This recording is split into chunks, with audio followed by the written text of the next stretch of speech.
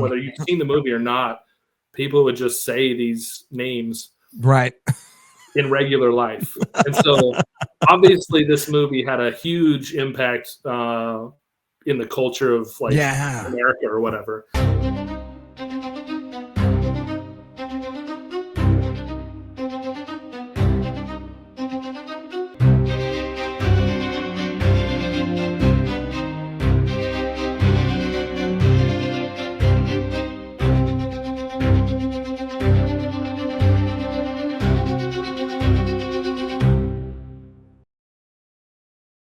What is happening, folks? Welcome to another episode of Whiskey and a Mystery on the Nerds at Night channel. Nerd Detectives, how are y'all doing out in podcast land? Hope y'all are having a great summer.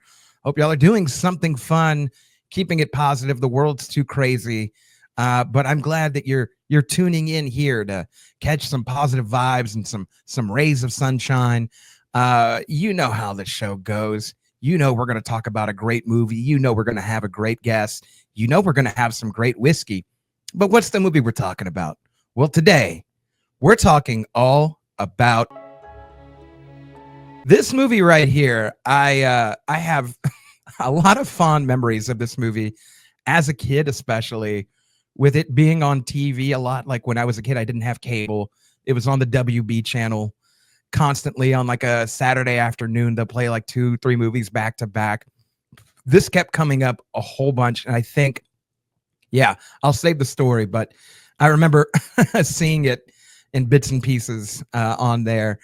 It's a fun movie to revisit. And I think everybody probably used the phrase Kobayashi or Kaiser Sosa in their email or in their everyday talk in the latter part of the 90s and the early 2000s. I know I had friends that always mentioned it.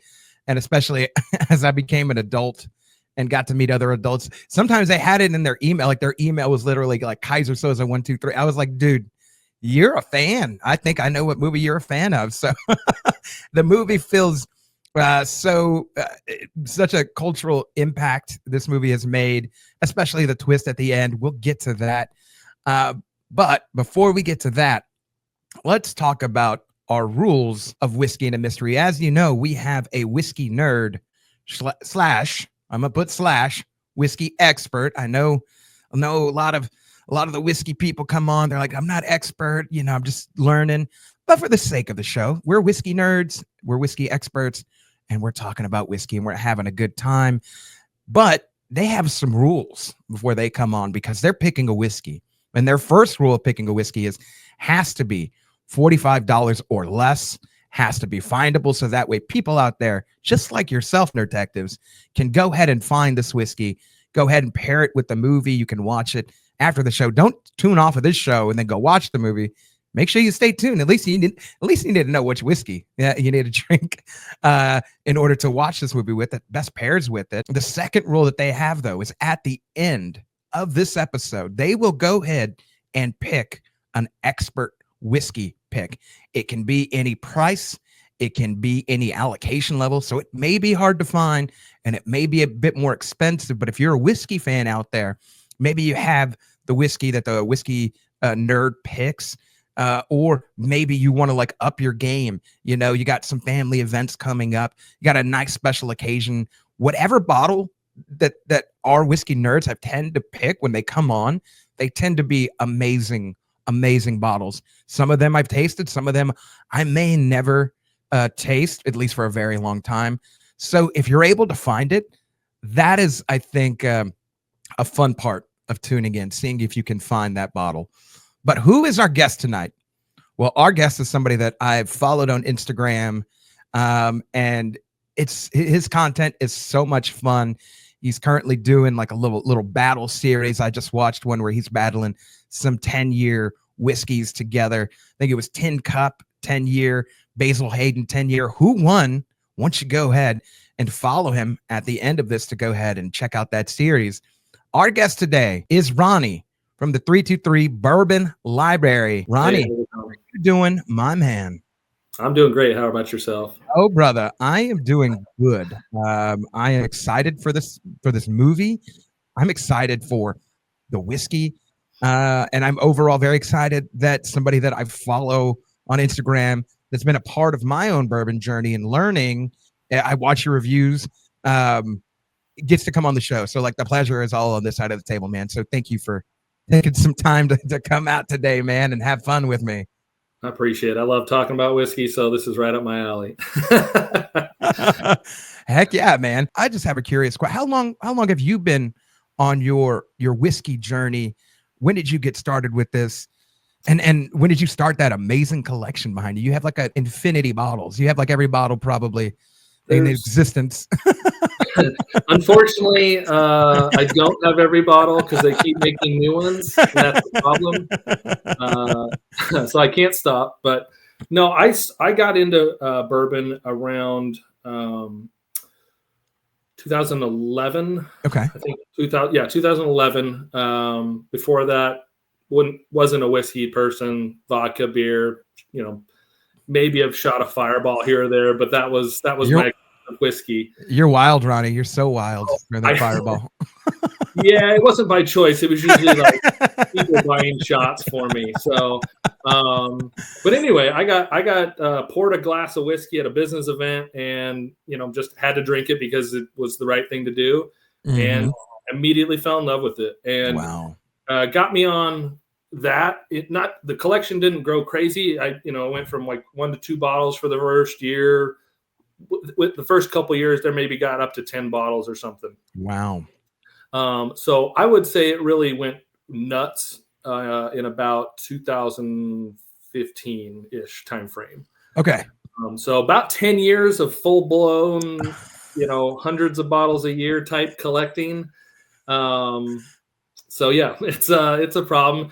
And then for the longest time, it was just to collect and to share with friends and family and to make, have good times with. It was unlike the vodka and the beer. I felt like a glass of whiskey pairs so much better with a story or with building a relationship with someone, whether that's in business or personal.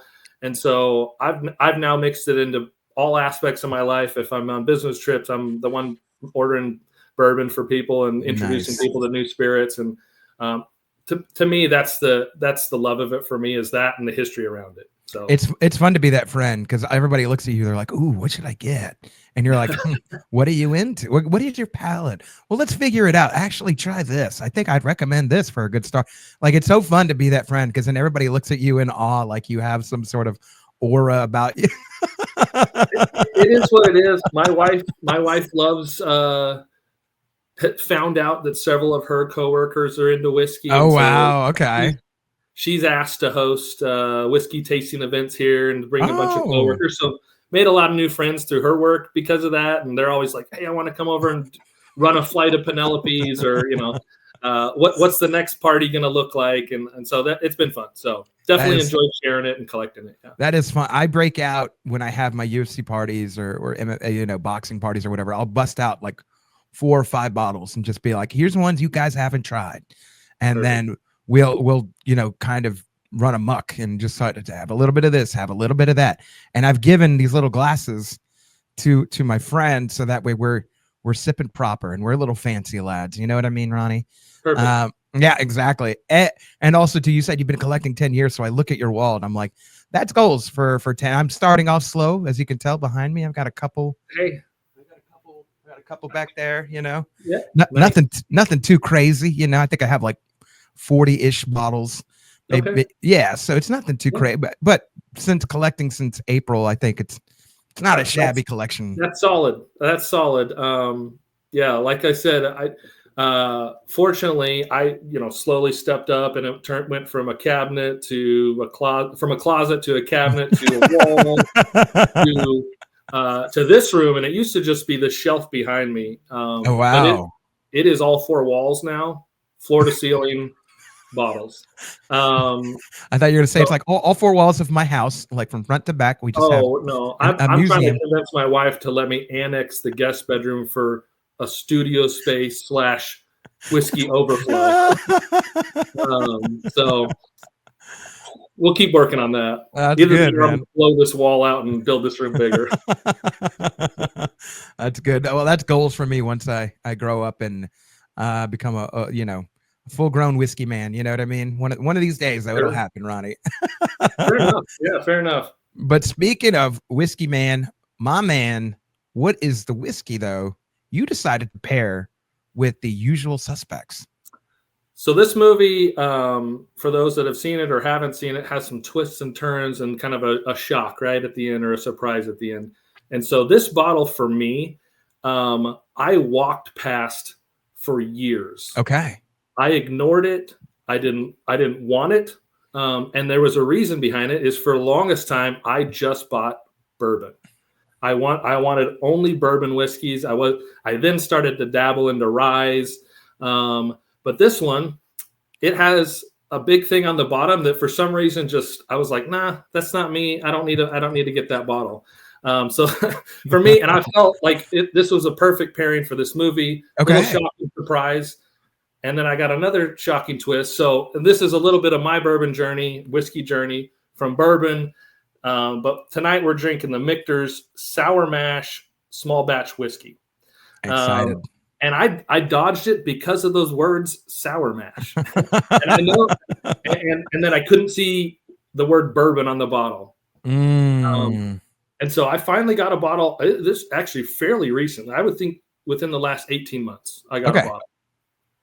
I think it was part of like a Christmas special. It was like a Michter's pack. You get the 4 basic Michters. And they give you the other one. Yeah. And I got a Michter's 10 with it, right? So I was like, well, shit, I got it. Let's try it. And I popped that thing. It is amazing. It is a delicious pour, and it shocked me. I think my wife loved it. Wow. We finished the first bottle within like probably 30 days. Went and got another one. Oh my goodness. It's, to me, it was like, why did I pass on this for so long? Right? I will say sour mash. I've had a sour mash. I don't know if it's a whiskey or bourbon. Again, this was before my recent journey, my recent foray into experiencing the wonderful world of whiskey. But I have had a sour mash. I bought it because it was on sale at Total Wine. I guess it was one of their brands or something. And I was like, well, yes, this looks good for $23, whatever. And I bought it. And I remember being like, oh my goodness, like this is like in the words of Samuel L. Jackson, and I'll cut it in here. This is a tasty burger. From Pulp Fiction. It's always a great line. But I do remember liking it. And I'm like, I don't even know what the hell a sour mash is. But man, this tastes really good. Yeah. Obviously now I have a little bit more knowledge about sour mash. But yeah, I'm excited. So I'm going to go ahead and do this right now. This is unopened. Let's see what kind of cork pop we get. Okay. Ooh. Nice. Not shabby at all. Michter's doesn't disappoint. Again. Oh. And I've never owned a Michter's. I've only had it in a cocktail before. So quite excited. Hopefully you'll like it. This thing is me. I really like the sweeter side of bourbons. I enjoy the spicy side, but the butterscotch, the toffee, the caramel, the vanilla. Love that. Love that. I feel like this one compared to a lot has a touch of all of those. So, right off the nose, it's like caramelly, kind of butterscotchy, exactly like you're describing. Yep.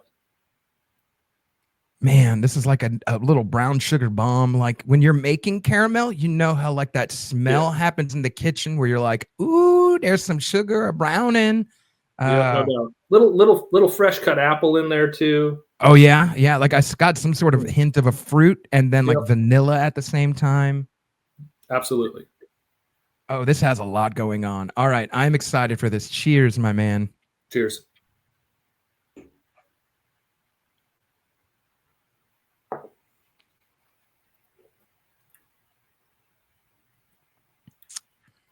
Wow. Oh, it's got this sort of earthy tone to it too, like almost like a rye would, but not as heavy.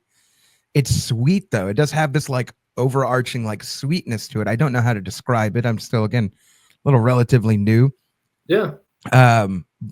Light florally, like not as powerful. You know, one of the things I don't like about, I like Four Roses, don't get me wrong, but one of the things I don't like about it is sometimes you can get an over florally node 100%. on Four Roses. I think it's sometimes you can get lucky and you get a drink where it's like, oh, there's a little bit more vanilla on that. That helps us go down a little bit. But this is very. Yeah, this one, caramel, vanilla, toffee, almost like a little, like a cake note to me, like a dessert cake in there. Yeah, like if if the cake is not too sweet, like if it's not over sweetened, and it's something between like a sweet, you know, I would say this, like a Mexicans, we have like a pan dulce, so like a sweet bread, right? So like it almost has a little sort of note of that where you're like, there is some sweetness in here, but it's not overbearing. And the legs on this, very, very nice, very, very viscous. I like what's going on here. Ronnie, this is Nerds at Night approved. I like what is happening. The wild thing is it's only 86 proof. So it, like a lot people like proof hounds or whatever will steer clear of it, but I feel like it drinks it enjoyably higher than 86. It's not overpowering. You still got all the sweetness from it, but anyway. I kick myself for not buying a bottle 10 years ago. Did you instantly click this whiskey would match with this movie? Did it take a little bit of time to be like, what reminds me of this movie? You did talk about sort of the how it's complex. It's got a lot of flavors right at the end, yada, yada. But like, what was it an instant like, this just makes sense? Or did you kind of ponder on it a little bit? I was trying to come up. Well, so one thing, $45 that's a hard line in the sand. So that cuts out about 90% of my room. And so I was like, okay, I gotta think about this because, you know, typically I'm drinking something that's probably more, you know, a little harder to find or whatever at this point in my life. But I was like, what is something that like is unexpected? And that's where I was trying to go, was like trying to remember back to when I had a pour and it shocked me or caught me off guard. And then I was looking around the room and I was like, it's got to be the sour mash. Ooh. That one, it's just, I ignored it for so long. I didn't think it was going to be good. It was $40. I'm like, it can't be great. It's $40 or whatever. So like, it's always on the shelf. It's never sold out. So anyway, that's the reason I chose it. Because for me in my specific journey, I dodged it. I liked a lot of other Michter's products, but I dodged that one for some reason. It's so I will say for people out there, I looked for this whiskey at two of the bigger stores here in Austin. Total Wine had it. It was $47.99. And so I was like, well, you picked it. And I'm like, well, it's a little outside of 40, but you know what? Kind of okay. Then Specs, I think, had it for, I don't know. I think like it was a bit more. I think it was like $50. And I was just like, shit, I'm not buying it from them. I went to a local liquor store Tuesday. Shout outs to Oak Liquor Cabinet here in Austin. Them folks are amazing. They do a lot of barrel picks. They do a lot of store picks. I have been there. You have been there. Oh my God. I got a single barrel from them. I just saw the other day somewhere back here. Yeah. Oh, dude. Oh, well, if you're ever in town again, we'll get some pours or something. Get a little lunch or something, man. But they had this particular bottle for $39.99, and I was just like, okay, definitely. I love this. So out there, folks, if you're looking for this bottle, maybe look at the bigger stores. But if it's above 45, check your local Jimmy's or Chris's or, you know, right around the corner liquor store. See if they have this, because it just might be for a little bit less than the bigger stores. At least that's my experience to all my Nerdtective friends out there. So yeah, what a great whiskey pick. And I love that you kept saying, because I love to make, you know, all kind of allusions to the movie. You were like, I kept walking by it. I kept just like, nah, that can't be it. Much like in this movie, right? Also, full spoiler alerts, 3, 2, 1. Much like they keep walking by Kevin Spacey's character in the movie. They're like, you can't be him. You're not the guy. You're just, you know, you're just some schmuck who's got CP, bro. You ain't the one.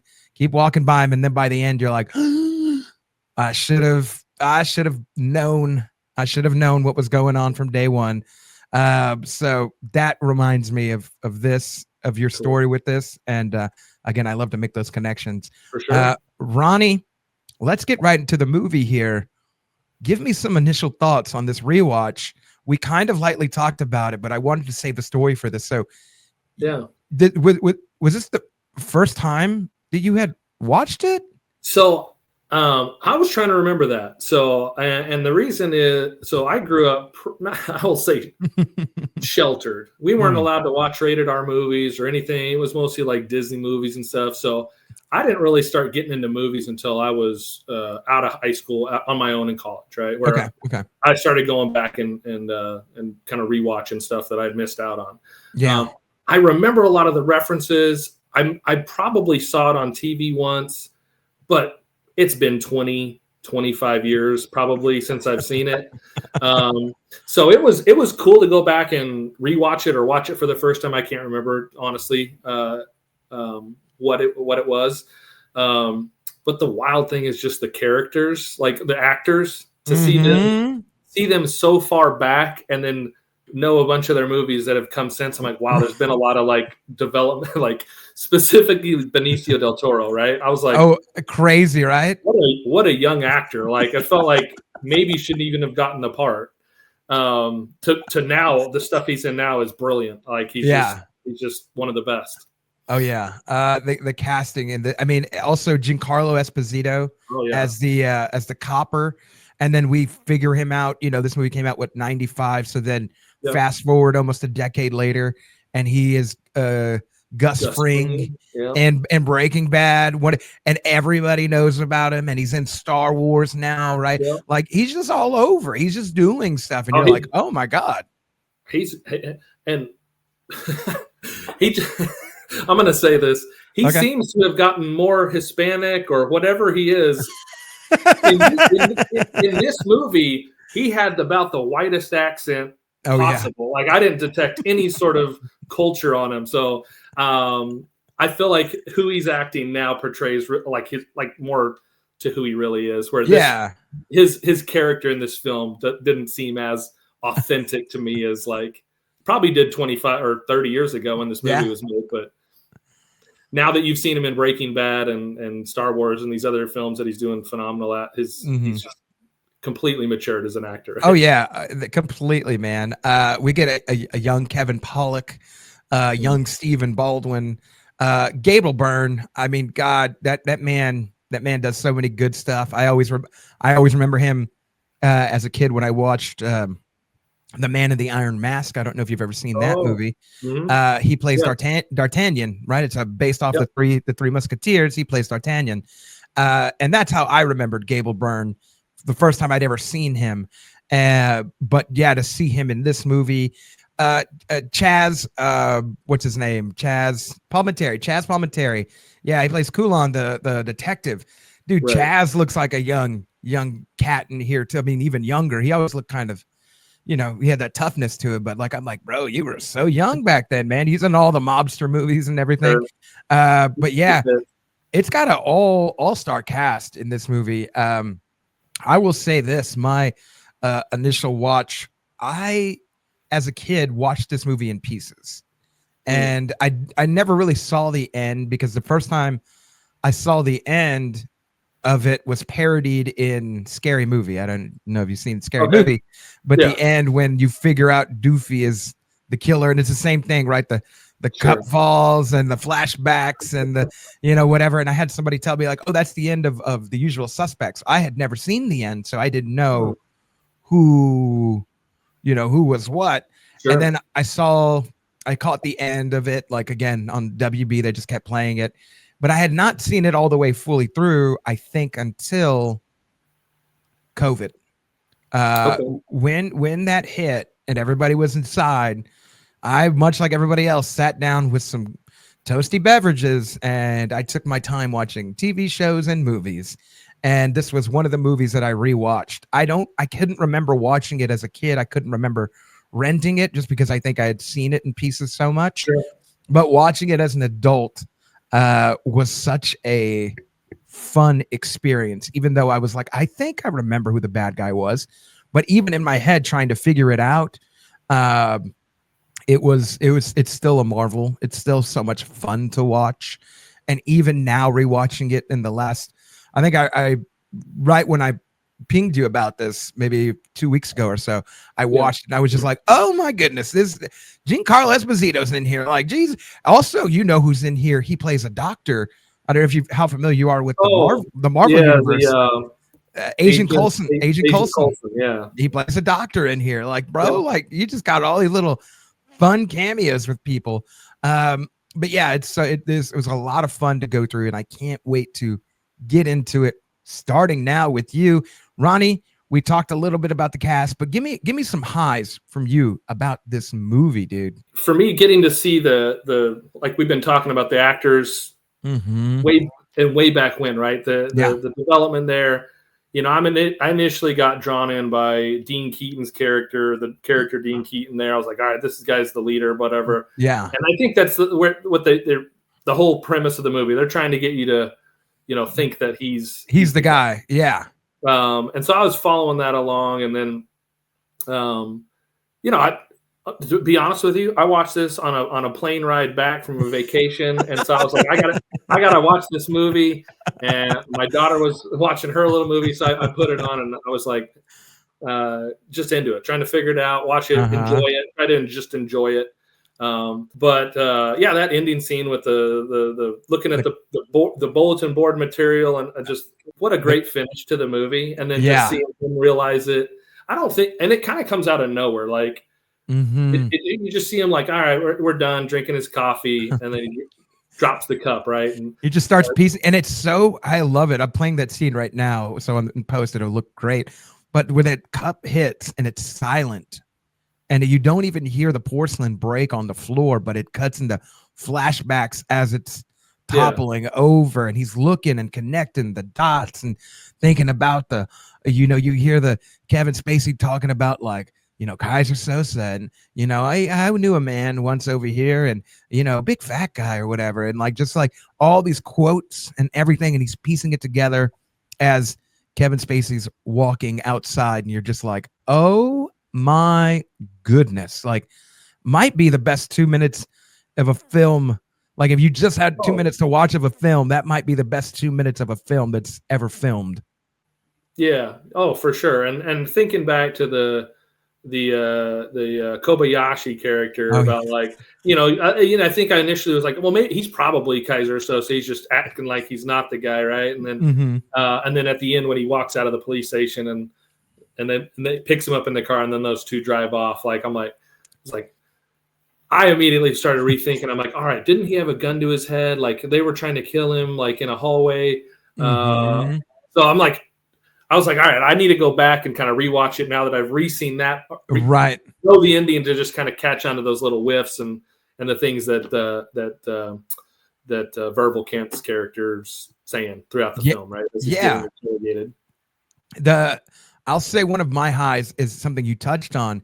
It's within the flashbacks, and you're like, it makes you want to go back and rewatch the movie.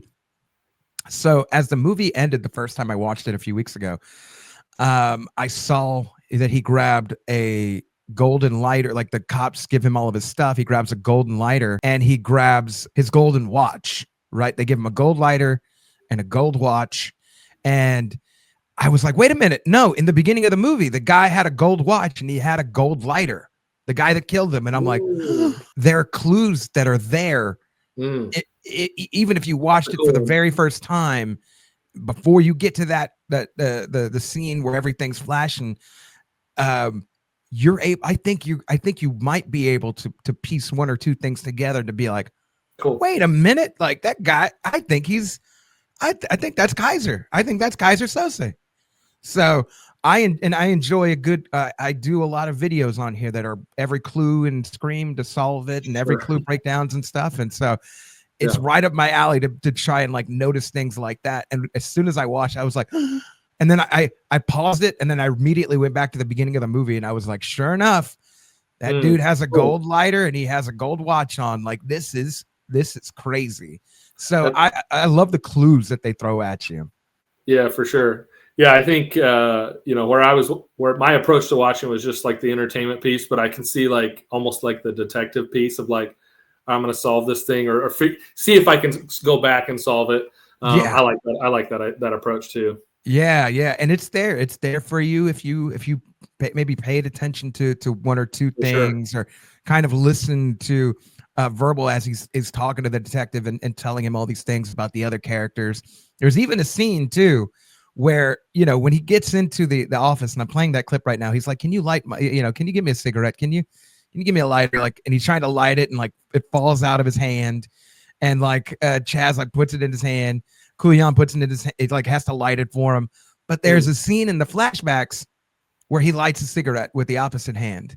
And you're like, what? Like, what? Okay. What? Your left hand's not supposed to be usable. Like, what are you doing? So if you paid attention to those type of things, though, they're there for you to. It's not the movie's not unfair where it's like throws a twist and it's like, well, where'd that come from? Like, there's some things that are there. Oh, what a good cork pop too, right there, my man. They stay good. They stay good. These Michter's bottles. Oh yeah, that's fresh pops right there. Give me another high from you, man. We're on some real good ground right here. Benicio getting gone earlier in the film kind of was a shock to me. I was like, were they? I was like, oh wow, they kind of knocked that character off pretty quickly here. And then, just seeing them kind of, they kind of seem like this ragtag group. None of them care about each other at the start, right? They're just getting pulled in. They've done some jobs together. But then I was just like, oh, interesting. They're going to take the time to bury the dude. Like, there's obviously a bunch of relationship piece there too. Right. So I'm starting to think about that a little bit. Like, interesting. They say no, there's no honor among thieves or whatever, but what would you call this? Like love between thieves, or what is this? And so I just thought that was like an interesting piece to the film where I was like, totally unexpected for me. One, that he was going to get gone, but then that the characters wouldn't just be like, yeah, let's leave him in the cave, keep doing our thing, right? Right. Yeah. It kind of built up this rapport. Yeah. Benicio dies. Benicio dies, and then they go off and form the Beatles. Is basically what happened in the rest of the movie. Yeah, fair enough. I will say, to your point, Benicio del Toro's character in this movie is absolutely great. And he, from what I could sort of research, he developed the character because, he signed on to do the character, knew the character was going to die, but he signed on to do the character to have him talk in sort of a mumbly, kind of New York accenty. You're not really sure, like, where, is it Puerto Rican? Like, what's going on with him? Yeah. He did that on purpose because he was like, well, if he's going to die first, nothing of what he says matters. So it doesn't matter what he says. And he's like, nobody needs to know what he's saying. So it doesn't matter. Like, I'm just going to have fun with this character. And then it becomes one of the most iconic parts, I think, of the movie as you watch it. He's just like mumbling every line. The characters are like, what the hell are you saying, dude? I can't understand you. Yeah, for sure. So yeah, Benicio is a big, I think he takes the little character that he's given and he makes something big out of it, which is memorable. A memorable character. So memorable. Yeah. Let's switch to some lows real quick. Were there any lows about this movie as you went through it and you're like, I don't know about that, man? I wouldn't say a low. The thing I kept thinking while watching it was like, man, cinematography's come a long way. And it's the same way if you go back to watch like a movie in the 80s or the 70s or the 60s, right? There's this the way that sequences are put together or the cuts between one scene to the next. I was just like, wow, this was like when I was in high school. This was when this was out. And so I was like, wow. And I was trying to remember back to that, 95 or whatever. I was like, this was a big deal. Like, people were going to the movies for this. And then you think, 10 years later, you got like the Marvel Iron Man comes out. Yeah. It's like, what a jump from something like this to where it went in 2005 to now, another 10 years, 2015 and we're 30 years away from when this movie was made, and there's just been so much change. Yeah. In the movies. Yeah, that's a good point. I will say, I think for this movie, there were some points that got a little, I think, convoluted with the, hey, like there's this witness, but then there's this thing. Like there was a few connection points. They give you all the stuff, but I think there was some points where they just could have been connected a little bit better. Sure. And like even having the witness on the thing, and like, but then he's really being represented by the girlfriend of Yeah. Dean Keaton, and that's his lawyer girlfriend, but she's representing the witness. Like there's all these things, and it's really good for the movie. I just wish, I think, some of the convoluted pieces, even about like, what are they why are they stealing like these emeralds again? Like what are they stealing from the cops for? Like what, they don't like them. That's just all it was. Like there's some pieces I would just wanted a little bit more elaboration on. Yeah. But as I rewatch it over and over again, you can absorb it, and it makes you feel good because you're like, I'm catching things I didn't before. Or you go to YouTube, and after you're done watching a Nerds at Night video, you go and watch a Usual Suspects video, a breakdown of it, and it sort of pieces everything together for you. Sure. But I think that there was just a little bit of aspects that just felt a little, just again, too. Could have been developed just a little. Could have been more. just a little bit more. Give me like 2-3 more minutes here, 2-3 more minutes here. Perfect. Nice little cherry on top right there. So, Ronnie, what else about this movie? Whether high, whether low, anything that you went back, like when you were done, you were like, oh, that part. Like I remember that part. Like, was there a standout part or standout scene for you? The funny thing that probably the biggest thing I remember is back in the day when people would quote either Kobayashi or Kaiser Soze. It felt like for a while there in like just regular life, people were using those terms. Mm-hmm. Even I believe there was a whaling show a while back. Okay. And one of the boats on it was the Kobayashi. I don't know if it's related, but I kept thinking about that whaling show where it's like these Japanese people that are going hunting whales, and then the eco activists that were chasing at their boats, the Kobayashi Maru. I don't know any of the story, and I may be way off, but I kept tying that back. But remembering the names was kind of a throwback for me. I was just like, wow, I remember a time when this was really prevalent. I'd heard it a lot, Mm-hmm. whether you've seen the movie or not. People would just say these names right in regular life.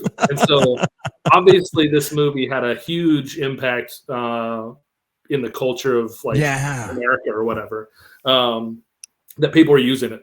So that was the biggest thing. I was just like, okay, this is interesting. All right. People reference this in real life. Mm-hmm. It's so funny. I have this story that I remember. So I met this community of gentlemen very early on. I was doing I used to host a dating and relationship podcast, so this is probably not out of left field for some people. For other people, go back. I used to host a dating and relationship podcast, but there was a time where I was part of. So this is all a story tie into your point. I was part of it was 2008. There was this show that was on VH1. There was a book written called The Pickup Artist. All this pickup artist stuff about like talking with women, being better with women, yada yada. I was like 20 when I found this whole community of men, and I found it online, and people had like screen names, right? Because everybody had a screen name on the forum, and they would meet up in Austin like once a month. And I went to go meet the group of fellers. I was like 20, but I met him at some bar or something like that. I don't know how I got in. And one of the guys, everybody's introducing everybody, and they're like, "Oh, who are you? Who are you?" And I was like, "Oh man, nice to meet you. Who are you?" And he's like, "Well, I'm so-and-so, I'm Jimmy or whatever, but my screen name is Kaiser Sose." And I was like, "Oh, of course it is." Like, right. Like, but of course, and this is 2008, but of course, like, you just, the 13-year-old reference, nothing big about that, right? Hilarious. So it definitely has touched the cultural zeitgeist. The name Kobayashi, the name Kaiser Sose, the ending with the porcelain dropping. Again, I think back to Scary Movie every time I see that scene.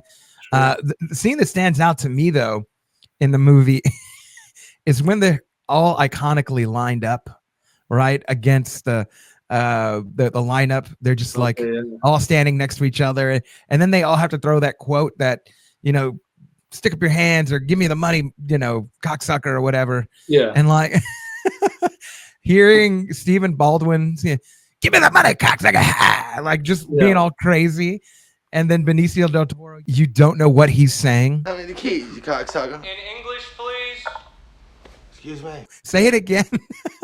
Yeah. Like that whole bit, I think is, I think it in one way sets the tone for the first half of the movie, like that scene right there, because you get to know like, oh, these guys are just a bunch of goofballs, like they're just a bunch of goofies who like commit crimes and like been there before. It seemed like it wasn't the first time they've been in a lineup.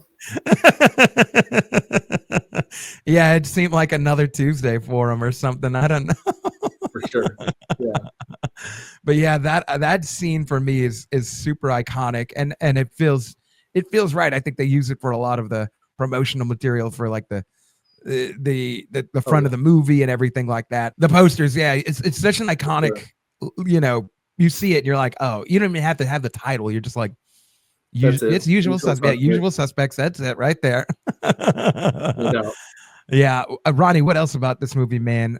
You enjoy, you don't enjoy? Any other characters besides Benicio del Toro stick out? Let me know some thoughts, man. Did you drink this whiskey while watching it? I was on a plane. Oh, that's right. You were on a plane. I did not. I watched the movie and then I thought about like what would I drink with this movie, or what pairs with the movie. Mm-hmm. You know, I think Kevin Spacey, obviously, he's the main kind of subvert character throughout the thing.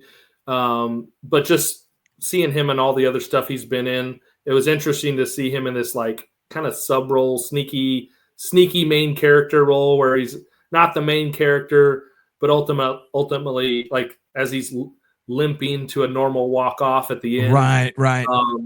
I was just like, oh yeah, that's the guy that captures the film, like holds it together, is very much in kind of the background. He's not as bold as Stephen Baldwin is in the whole thing. And he's the one kind of like, no, let's not hurt him, or let's, you know, he's just defers to everybody the whole time. So enjoyed watching that character development probably the most. And then just seeing him in that like timid shakedown that he's in the office, in the policeman's office there at the end, where they're trying to question him through his immunity deal. And he just keeps saying, I have immunity. And they're like, nah, we're going to get the information. And then he starts sharing all the information with them. Right. It's so funny. He's like, I'm not going to talk. And then ends up babbling the whole time. But makes it up like that. That was for me. Nice. Yeah, how he held the story together for sure. Yeah, that's what it was. I also will agree, man. Like, I think it maybe in nowadays climate, it's controversial to be like, oh, Kevin Spacey was a good actor, you know, given his sort of the spotlight on him in the last few years. But he was a good actor. Like he's incredible in this movie, isolated away from all the controversy. He's really, really good in this movie, selling off this guy who has cerebral palsy. I just remember on the rewatch when I watched it, this sort of, you know, fellow who just talkative, but nervously talking. Like he gives off that energy of just sort of being like, oh, well, let me overshare, you know, type thing. You know, I used to, you know, if I don't I dehydrate and, you know, I piss and it's like, you know, all thick and nasty. And I'm just like, bro, TMI, bro. Like, no one needed to know. And nobody needed to know I got gooey. That's weird, bro. It's a tough part in the movie. But like he sells himself, you're right, like in that role, sort of being under the radar.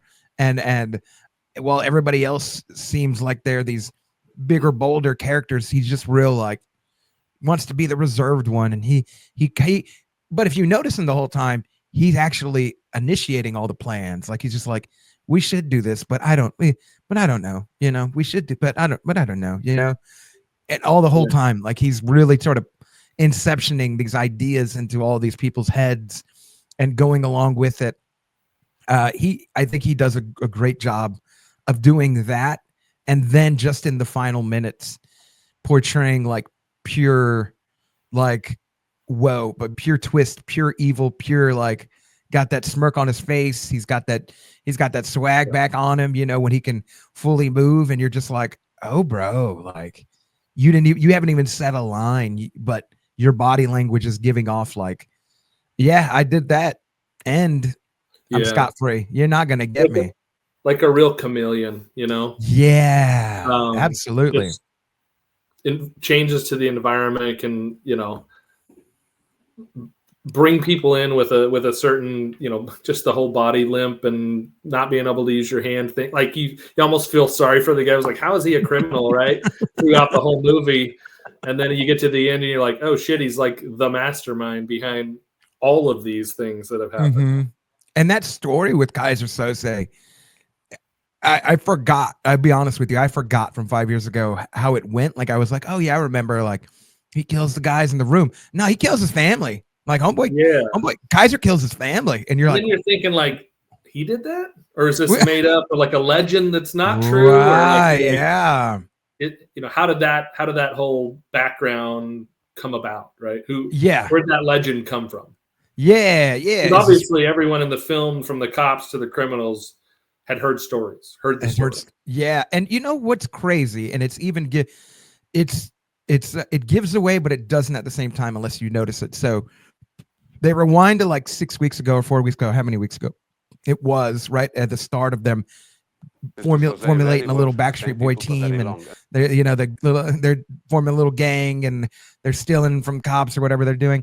But there's a point where when they get to California, right, and they meet with Kobayashi, and he's like, I work for Kaiser Sose, and he's the first one to be like, who's Kaiser Sose, right?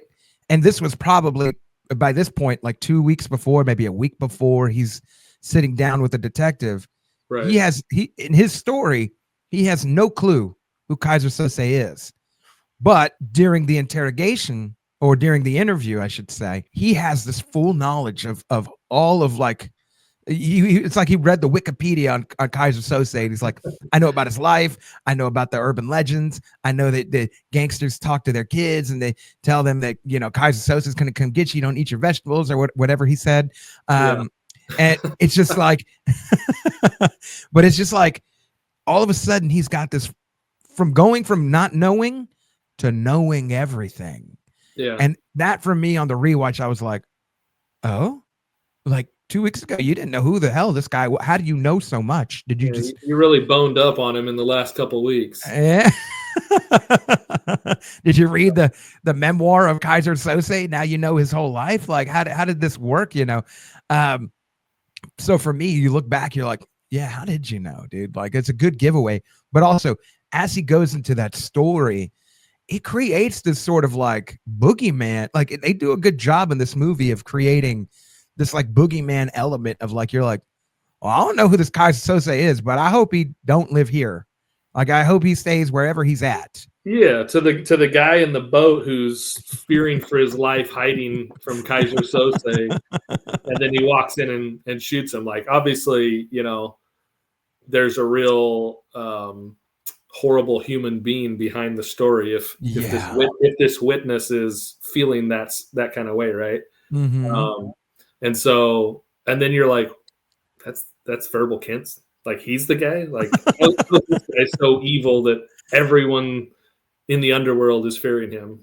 Right. Yeah. And so it's like you almost think about, is it real? Is it true actions that are causing that? Is it legend that's causing it? Like, what is this mythology about the Kaiser Sose that is making these heavy hitter criminals scared? Right. Yeah. What's bigger, the truth or the myth? Right. Like, sure. And you never really know. And I think that they do a great job of creating that element in here. And I think Bryan Singer was a producer or something. He had something to do with this movie, and he does all the action movies. So what a great, again, he's got a little controversy, but we'll forget about that for right now because he knows how to make good movies. I mean, I think he made the X-Men movies and stuff like that. He knows how to make good movies. Sure. I hope I'm thinking of him and it's him, Bryan Singer. Yeah. Because I was like, no, there's Brett Ratner, but Brett Ratner did the Rush Hour stuff. But yeah, Bryan Singer knows how to make some good movies and creating that element just with story. And I think them adding those clips in for the audience, it draws you in even more rather than him it's showing you, not just telling you. Again, I'm scared. So like if somebody ever says, oh, they got a homie named Kaiser, if his last name's Sose, do not bring him over for no UFC fights, bro. Like he is not invited. Get out. Yeah.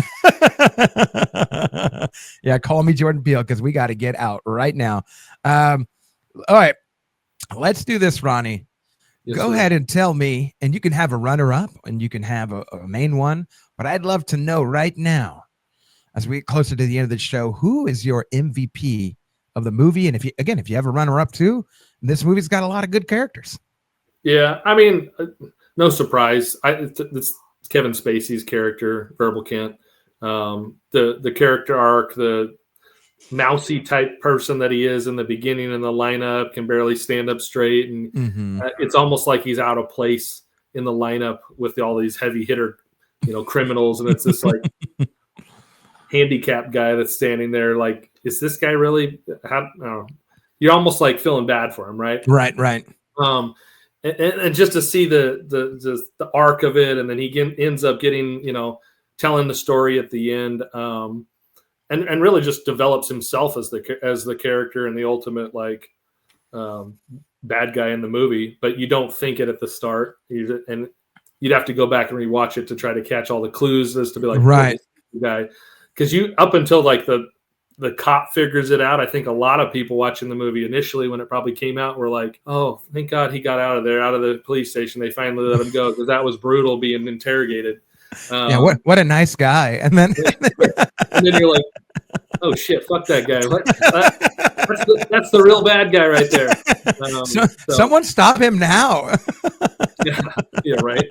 But yeah, what a great character development there with him.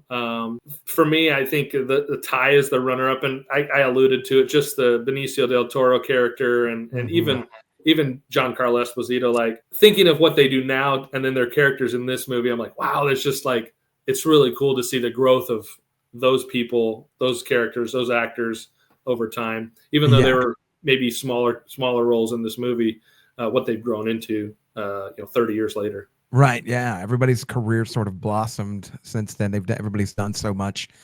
My runner up is going to be Chaz Palminteri. His character as a Coolion. He's so aggressive. He's like trying to get to the truth. He's trying to cut the bullshit. He's asking all the questions. That scene where he's just like, who is Kaiser Soze? And even Kevin Spacey's like, oh shit. Like they have, that's a large part of the movie, right? Is them two's interaction together. And apparently they filmed it over the course of 5 days, which is rather incredible. Just their scenes together. Because I feel like there is a lot of solid, theatrical chemistry between them two. Like they act and they bounce off very well with one another. But Chaz Palminteri as a good runner up. But I think my MVP is going to have to be Gabriel Byrne, who is Dean Keaton. I think you're watching the movie and you're like, this is the guy making the moves, right? Like he's controlling he's telling this guy to do this. And, oh, I know you and I know you guys. And yeah, I know who Kaiser Sose is. And I know, and I killed that guy's boss or who, whatever it is. Like he's in the know with everything, even up until the very end. Like, right. Like he, and I think he's just a great actor and he acted so well in that role. And even, he acted so well in that role that even up until the end, when Chaz Palminteri is like telling him, he's like, Dean was Kaiser Sose. Dean did this, right? Dean did that. And it cuts to the clips. And there really wasn't much that changed. You just watched the movie now with that information. and you see those scenes, and it's the same scenes that you already saw, but you're like, now that you put those rose tinted glasses on, you could see it in that scene. You're like, you know what? Yeah. He does look suspicious. He does. He is kind of being a little bit squirrely. He is kind of being a little weird. Oh, that does make sense why he did that. But to be able to act in the moment, you don't suspect it. But when you go back and you put those perspective lenses on, to be like, you can look at it in an entirely different way, and it means something different. Sure. Great acting, like top-notch acting right there from Gabriel Byrne. So yeah, man, I don't think there's a wrong answer here, because if somebody came on and said Kevin Pollak or Stephen Baldwin, sure, they're funny. Like they're both funny. Like they both hold their own too in this movie. So all the little criminal Backstreet Boys, they all do their thing in this movie. Great description. What Ronnie, great description. That's the new album that they're coming out with, The Usual Suspects, the gangster Backstreet Boys. Ronnie, it is that time of the show, though. We've done all the movie talk. We got introduced to a fantastic whiskey. Cheers to you. But right now, you are the whiskey geek. You are the whiskey nerd. You are the whiskey expert. And as such, what is your expert whiskey pick for this movie? Perfect. So I'm keeping to the theme of things that I wouldn't have tried that, like I said earlier at the beginning, I stuck to bourbon, then I dabbled into rye. And I would say over the last couple years have ventured out into other categories. But one that is blowing me away lately. Okay. It is shocking. This one's a little bit harder to find. Okay. But there are many others. But it's the category of American light whiskeys. I've heard about this. Yeah. And so I've been getting into American light whiskeys, and my bottle pick happens to be the Penelope 17-year American light whiskey. Wow. Okay. This thing is phenomenal. It's near hazmat. It's 138.8 proof. Oh, wow. But these American light whiskeys, and I haven't had one yet that doesn't fit this taste profile, are super creamy vanilla, creme brulee sweetness on them. Which is, I love a sweeter bourbon, admittedly. And I think these American light whiskeys, you can play around with the mash bill. Bourbon has to be 51% corn. Right. American light whiskey can be, there's no rule to the grain. Now, a lot of them, this one is 99% corn, 1% malted barley. Wow. So it's almost a corn whiskey, to be honest with you. But they're so delicious. So I've been kind of chasing American light whiskeys lately, and there's a lot coming out this year. Mm-hmm. This one is in my so far top 10 bottles that I've picked up in 2025 and been able to try. And so definitely, I was like, it's a category that's outside my norm, and it's one of those things that if you can find one, do it. 100% get one of these. They'll blow you away. Nice. And what about that reminded you of The Usual Suspects? Just the profile of it? Yeah, I think that for me, it's the twist, right? It's the unexpected, unexpectedly good. Okay. So, the weird thing is American light whiskey came out back when bourbon wasn't doing well, and it was a means to try to compete with vodka and gin and these clear spirits, and so they distilled their whiskey much higher. American light whiskey gets distilled somewhere between 160 and 190. Oh my gosh. Bourbon has to be less than 160. And so part of that distillation process loses some of those flavors. Mm-hmm. But for me, letting it sit in a barrel for 15, 20 years, it picks up so much vanilla from that barrel that's nice. That's crazy. So that one I felt like in the bourbon journey, going from avoiding a sour mash, then to loving a sour mash, to avoiding everything that wasn't bourbon, to now chasing these American light whiskeys and even wheat whiskeys. There's a lot of wheat whiskeys coming out. So for me, getting outside the category that really got me started and exploring the world of whiskey, not just the world of bourbon. Right. Fantastic. What a great choice. And everybody out there, go ahead and put that on your white whale list. See if you can go find that Penelope 17, that American light whiskey.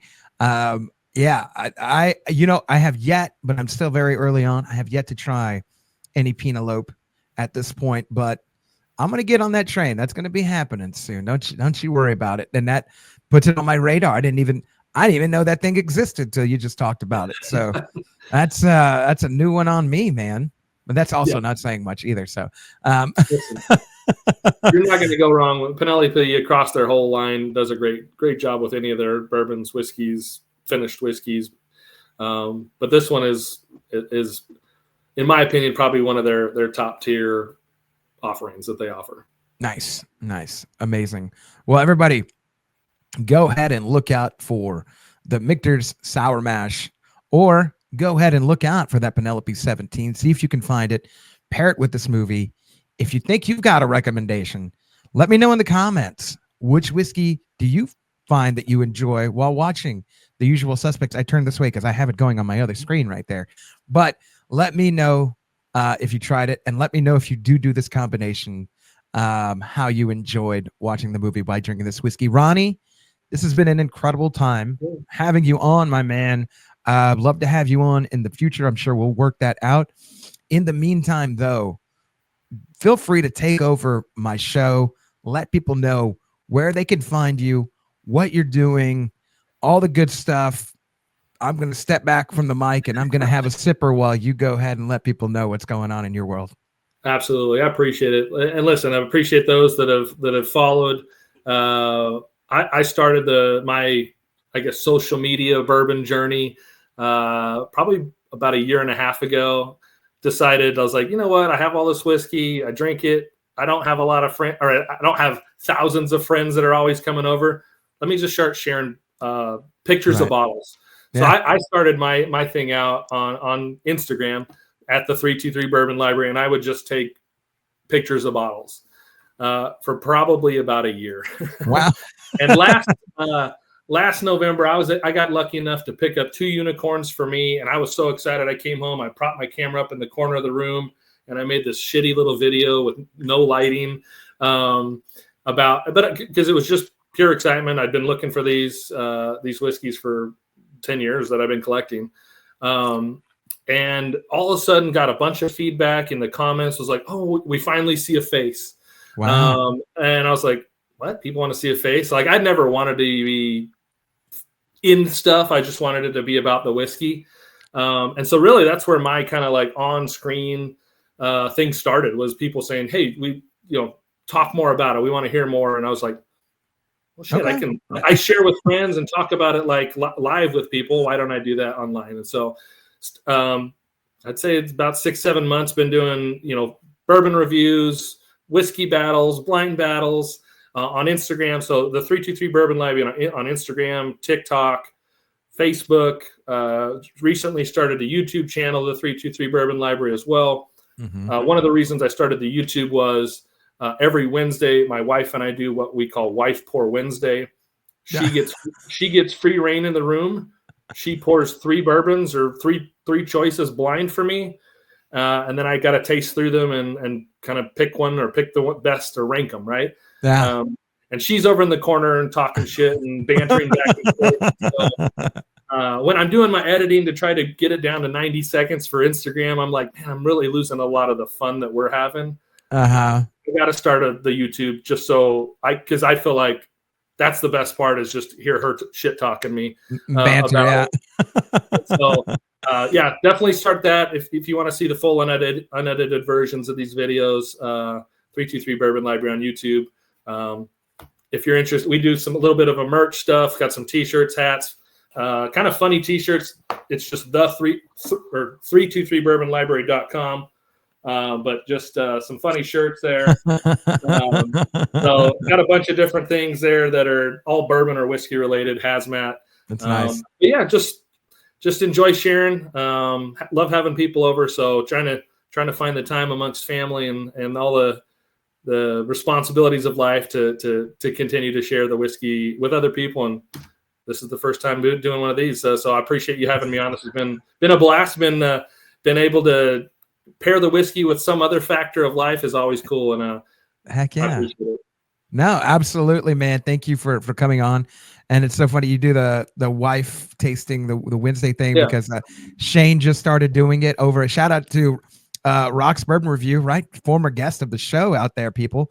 And that's actually shout out to Shane because I got connected with you through Shane, former guest of the show, who came on the Scream 3 episode. So he started doing it again. He said he was influenced by you to do it. He does his wife picks the 2 pours, and he's got to pick which one is the better. It's a fun little game to do, and it's a fun with whiskey. And I think that's any which way you can integrate a different. Again, I don't want to say the word fun because I've been saying fun, but fun. But anytime you can integrate like a different area or do something creative or do something cool, I'm all for it. And that's why I love the concept that you're doing with that.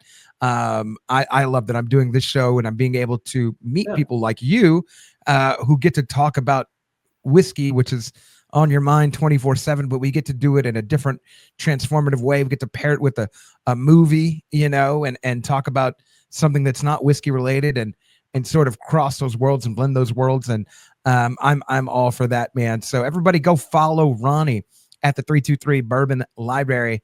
And he puts some great stuff. If I follow him, you can go ahead and follow him and all the places that he told you to follow him, Instagram, YouTube, all that good stuff. Go ahead and look him up. And while you're on there, feel free to follow Nerds at Night. Click like, click subscribe. We love entertaining you every day, every week. We love doing all the stuff for you, turning you on to new whiskeys, turning on to new movie reviews. That's one of my favorite things to do right there. Also that and having a little pour right there, I'll tell you. But while you're online and you're following Nerds at Night on YouTube and on X and on Instagram, you can feel free to follow me, Money Blakeweather, Facebook, Instagram, Twitter, and Snapchat. I'd love to hear from all of y'all. I love having new fans become friends, and we're all nerd detectives. And feel free to reach out to me if there's maybe a whiskey you want to see, if there's a movie that you want to see, a murder mystery out there. Let me know. I'll go ahead and add it to the list. But I want to thank y'all for tuning in, making this series just something fun. All the likes, all the views, all the comments, everything. Thank y'all so much. So glad that I can do something that I'm passionate about and it's entertaining to y'all. So from the bottom of my heart, thank y'all very much. And like I say with every single episode at the end, whether it's morning, evening, afternoon, whatever time you're listening to this, I do appreciate you. And until the next case, I will see you. Peace. Cheers.